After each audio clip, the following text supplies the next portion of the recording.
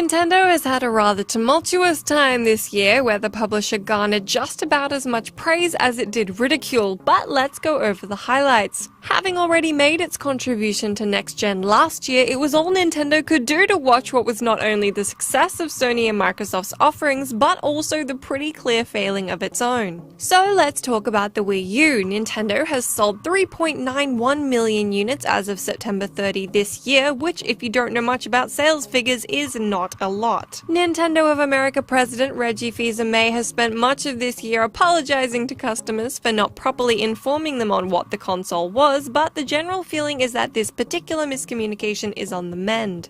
Nintendo's major issue with the Wii U seemed to have been a lack of compelling software and a stack of ported games which were pretty poorly integrated to work with the new hardware. Then came the great dev dropout of earlier this year, where it seemed like publisher upon publisher decided to no longer make games for the console.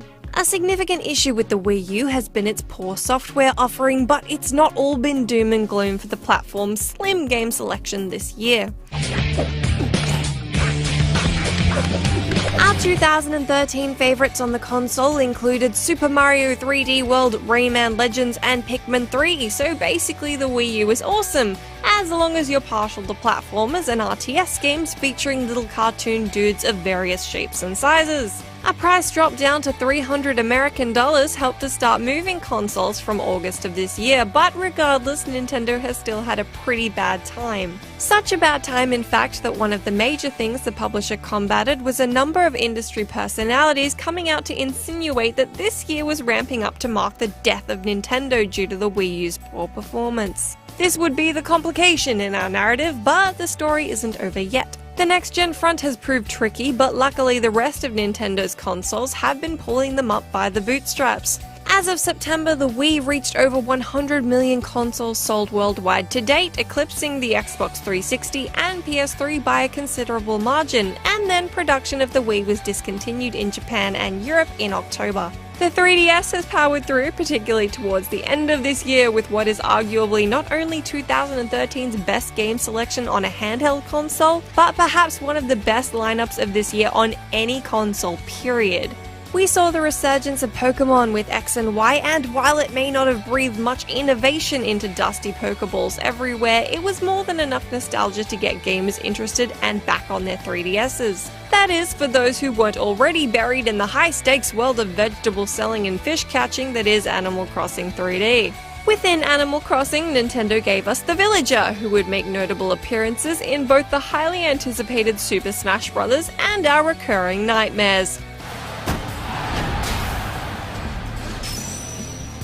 Thanks again for that. Not to be forgotten, one of the very best games of this year, The Legend of Zelda: A Link Between Worlds, proved itself to be an excellent buy for gamers, and not just because of the sweet gold Triforce 3DS in the limited edition bundle. Besides that, tactical RPG Fire Emblem Awakening also deserves a mention as a strong system seller for Nintendo. Where there was once only the single-dimensioned S and the three-dimensioned S, somewhere around the middle of this year, the world was introduced to the 2DS, and mostly the world laughed. The wedge-shaped tablet thing is basically designed to be a cheaper and non-3D version of the 3DS for kids to throw in a school bag and not accidentally break at the hinge with their hammy, sticky child hands. It caught gamers off guard, who immediately thought of themselves attempting to transport and enjoy the chunky piece of plastic, but then it sunk in that this is not supposed to be the console of choice for hardcore Nintendo gamers. Or at least not the choice for most. Nonetheless, sales for the console have been average, and while it's not a Wii U scale mess, it hasn't been what you would call a grand success either.